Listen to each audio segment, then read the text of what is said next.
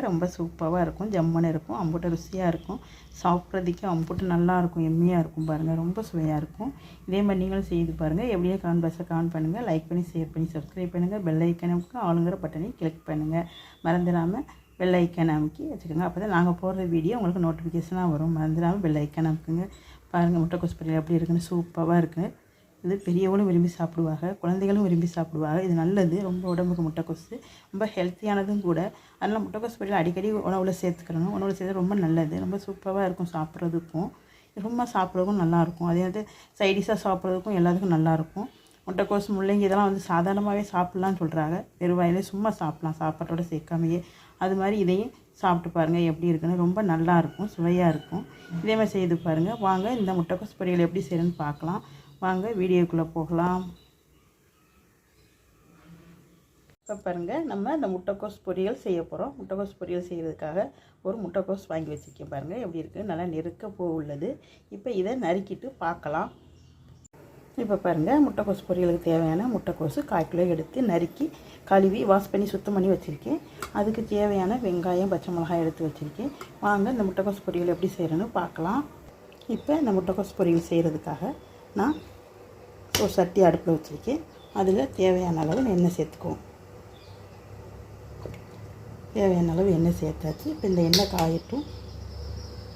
இப்போ எண்ணெய் நல்லா காயணும், நல்லா காயட்டும். இப்போ இதில் கடுகு உளுந்து 1/2 ஸ்பூன் எடுத்து வச்சுருக்கேன், அதையும் சேர்த்துக்கலாம். அது நல்லா பொரியணும், பொரியட்டும். இப்போ கடுகு நல்லா பொரிஞ்சிட்ருக்கு.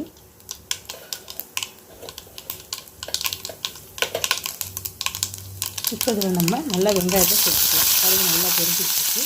இப்போ இதில் வெங்காயத்தை சேர்த்துக்கிறோம். ஒரு மீடியம் சைஸ் பெரிய வெங்காயம், ஒரு வெங்காயம் நறுக்கி சேர்த்துக்கலாம். இப்போ இது நல்லா வதக்கி வச்சுக்கலாம். இந்த வந்து வெங்காயம் நல்லா வதங்கட்டும், ட்ரைஸியாக இல்லாமல் நல்லா வதங்கட்டும், அதுதான் நல்லாயிருக்கும். இந்த முட்டைக்கோஸ் பொரியல் ரொம்ப சூப்பராக இருக்கும். புளிக்குழம்பு, காரக்குழம்பு, வெள்ளப்பூ குழம்பு, ரசம் சாதம் எல்லாத்துமே நல்லாயிருக்கும். சைஸாக சாப்பிட்றதுக்கு முட்டைக்கோஸ் பொரியல், கல்யாண வீட்டு முட்டைக்கோஸ் பொரியல் ரொம்ப சூப்பராக இருக்கும், ரொம்ப நல்லாயிருக்கும். இப்போ இந்த வெங்காயம் நல்லா வதங்குது, வெங்காயம் நல்லா வதங்கட்டும். இப்போ இந்த வெங்காயம் வதங்கிச்சு. இப்போ இதில் வந்து நம்ம பச்சை மிளகாய் சேர்த்துக்கலாம். பச்சை மிளகாய் சேர்த்து அதோட நம்ம அலசி கழுவி வச்சுருக்கோம் இல்லையா, வாஷ் பண்ணி அந்த பருப்பை சேர்த்துக்கலாம். இப்போ இந்த பருப்பையும் சேர்த்து நல்லா வதக்கி வச்சுக்கலாம்.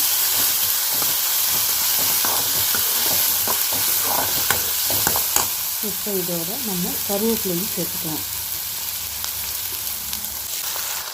இப்போ இந்த பருப்பையும் சேர்த்து நல்லா வதக்கி வச்சுக்கலாம்.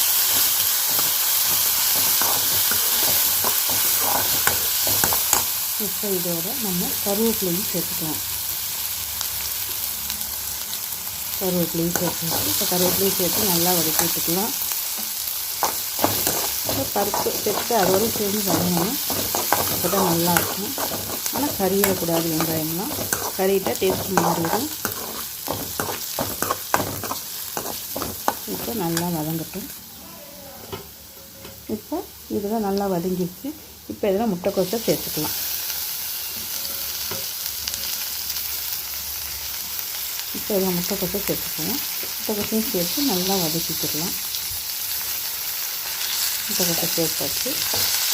இப்போ இதோடு சேர்த்து நல்லா வதக்கிக்கலாம்.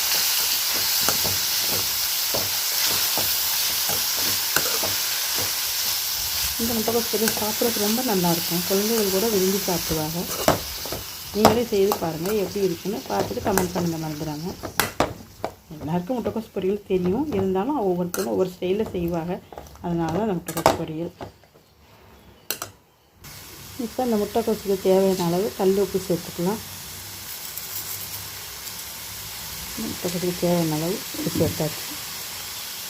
தூள் கூட கல் உப்பு சேர்த்துக்கோங்க எல்லாத்துக்குமே, அதுதான் உடம்புக்கு நல்லது, ஹெல்த்தியும் கூட.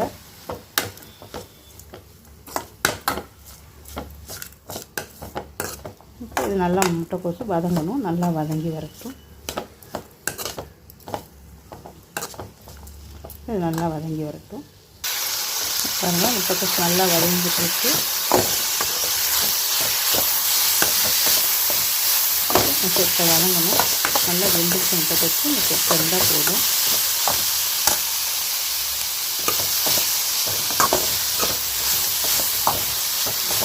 நல்லா வதங்கிட்டு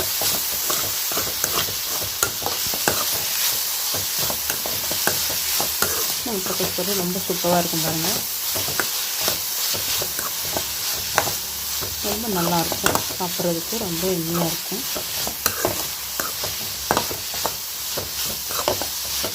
முட்டைக்கோஸ் நல்லா வெந்துருச்சு. கொஞ்சம் தண்ணி சத்து லைட்டாக இருக்குது, அதை சுருள் பச்சையில் கிண்டிட்டோம்னா முட்டைக்கோஸ் பொரியல் ரொம்ப சூப்பராக ரெடி ஆகிடும். ஜம்முன்னு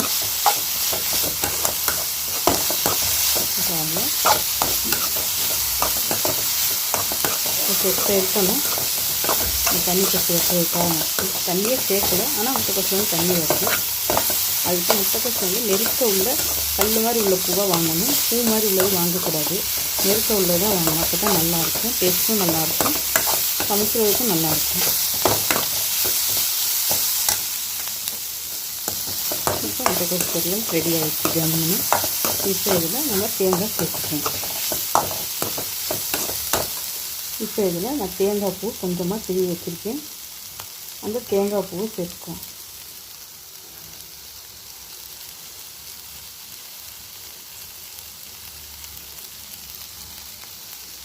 தேங்காய் பூ கொஞ்சமாக 2 சில்லு எடுத்து திருவி வச்சுருக்கேன். இது கொஞ்சம் தேங்காய் வந்து ரொம்ப கல் மாதிரி இல்லாமல் இருந்தால் ரொம்ப நல்லாயிருக்கும். இது வந்து நல்ல எலசான தேங்காய் தான், ரொம்ப நல்லாயிருக்கும். தேங்காயை போட்டு நல்லா கிண்டிக்கலாம்.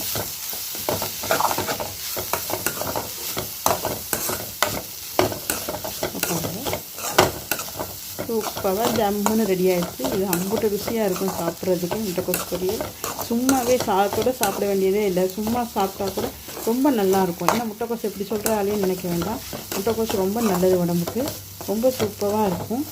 இது சும்மாவோட சாப்பிட்லாம். டீ டயத்தோடு இந்த முட்டைக்கோஸ் பொரியல் சாப்பிட்டுட்டு டீ குடித்தா கூட ரொம்ப நல்லது தான். வயசானவங்களுக்குலாம் அது நல்லது, ஹெல்த்தியாக இருக்கும். இப்போ ரெடி ஆகிடுச்சு ஜம்முன்னு, அவ்வளவுதான். முட்டைக்கோஸ் ரெடி ஆகிடுச்சு ஜம்முன்னு. வாங்க நம்ம ஒரு பவுலில் மாற்றிக்கலாம். இதை கொஞ்சம் மல்லித்தலை தூவிட்டு பவுலில் மாற்றிக்கலாம். இப்போ இந்த மல்லித்தலையை தூவிட்டு அதையும் சேர்த்து மிக்ஸ் பண்ணிக்கலாம். நான் ஸ்டவ் ஆஃப் பண்ணிட்டேன். இந்த மல்லித்தலை வாசமே ரொம்ப நல்லாயிருக்கும் சாப்பிட்றதுக்கு, சைடிஷாக சாப்பிட்றது அவ்வளோ சூப்பராக இருக்கும். இப்போ வாங்க ஒரு பவுலில் மாற்றிக்கலாம். பாருங்கள் ரொம்ப சூப்பராக ஜம்முன்னு முட்டைக்கோஸ் பொரியல் ஜம்முன்னு ரெடி ஆகிடுச்சு. ரொம்ப சூப்பராக இருக்கும் அந்த முட்டைக்கோஸ் பொரியல், சாப்பிட்றதுக்கு எம்மியாக இருக்கும், அம்புட்டு ருசியாக இருக்கும். இதே மாதிரி நீங்களும் செய்து பாருங்கள், உங்களுக்கும் பிடிக்கும்னு நினைக்கிறேன். எப்படி இருந்துச்சு கமெண்ட் பாக்ஸில் கமெண்ட் பண்ணுங்கள். லைக் பண்ணி ஷேர் பண்ணி சப்ஸ்கிரைப் பண்ணுங்கள். பெல் ஐக்கான் நமக்கு ஆளுங்கிற பட்டனையும் கிளிக் பண்ணி வச்சுக்கோங்க. அப்போ தான் நாங்கள் போடுற வீடியோ நோட்டிஃபிகேஷனாக உங்களுக்கு வரும். மறந்துடாமல் லைக் பண்ணி ஷேர் பண்ணி சப்ஸ்கிரைப் பண்ணி வச்சுக்கோங்க. பெல் ஐக்கானே அமுக்கி வச்சுக்கோங்க. அப்போ தான் நாங்கள் போடுற நோட்டிஃபிகேஷனாக உங்களுக்கு வரும். மறந்துடாமல் சப்ஸ்கிரைப் பண்ணுங்கள், ப்ளீஸ் சப்ஸ்கிரைப் பண்ணுங்கள். இப்போ முட்டைக்கோஸ் பொரியல் எப்படி இருக்கும் பாருங்கள், சூப்பராக இருக்குது. இதே மாதிரி செய்து பார்த்து எப்படி கமெண்ட் பாக்ஸில் கமெண்ட் பண்ணுங்கள். மறந்துடாமல் இதே மாதிரி ஒரு இன்ட்ரெஸ்டிங்கான வீடியோவில் அடுத்து சந்திக்கலாம். பாய்.